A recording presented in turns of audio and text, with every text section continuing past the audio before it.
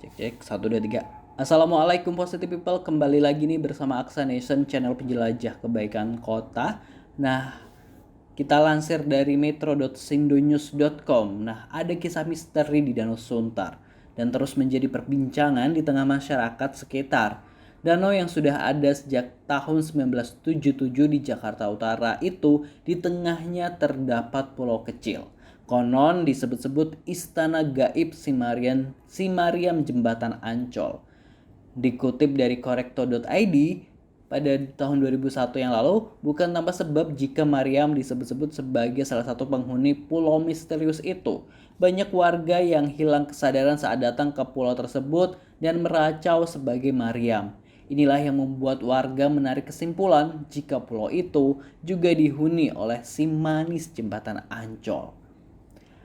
Nah, di situ memang ada kerajaan-kerajaan tersendiri dan di situ ada yang dituakan kayak mitos-mitos si manis jembatan Ancol atau si Mariam yang memang tempat mampiran goib-goib yang ada di situ.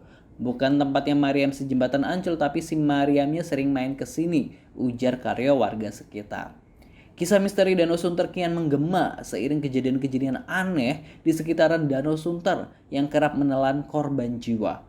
Warga menyebutkan hal ini lantaran terdapat lumpur hidup di danau buatan tersebut. Selain dihuni beragam makhluk halus tak kasat mata, masyarakat juga berkisah pulau di tengah Danau Sunter adalah pulau tempat tinggal berbagai jenis ular. Kalau ular mungkin ada karena di situ jarang dijamah, jadi mungkin ular-ular besar ada termasuk biawak. Kalau untuk yang misterius mungkin orang tertentu saja yang bisa melihat, katanya. Berdasarkan @wordpress.wordpress.com, Danau Sunter yang dulunya daerah rawa-rawa memang lokasi paling angker. Sekitar tahun 1970, Sodikin, tokoh masyarakat Sunter Jaya, pernah mengalami kejadian aneh. Saat saya dan teman-teman berenang, tiba-tiba saya merasa menginjak makhluk aneh yang berasa licin. Sampai-sampai badan saya terangkat ke permukaan. Semenjak saat itu saya tidak berani berenang lagi, cerita Sodikin. Dia juga pernah mengantar orang yang ingin meminta nomor judi togel di tempat angker itu. Paling banyak dari luar kota. Biasanya mereka minta nomor ke pohon-pohon sekitar tahun 1997.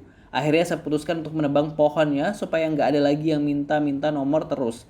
Kemudian saya tanami pohon pisang dan singkong, tuturnya. Di pulau kecil tengah Danau Sunter juga kabarnya ada istana siluman buaya. Sejumlah warga mengaku melihat sosok buaya putih yang ukurannya lebih besar daripada buaya umumnya. Hal ini semakin menguatkan keangkerannya. Ini danau seluas sekitar 15 hektar tidak semistis dulu karena sudah banyak bangunan seperti apartemen, bahkan danau ini sudah menjadi lokasi wisata rekreasi untuk olahraga air. Pulau kecil itu bekas tiang pemancar Bandar Kemayoran rupanya.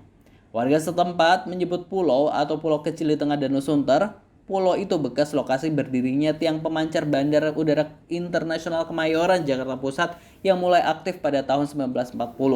Jarak Danau Sunter dengan lokasi bekas Bandara Kemayoran memang tidak jauh, yakni hanya 2,5 km.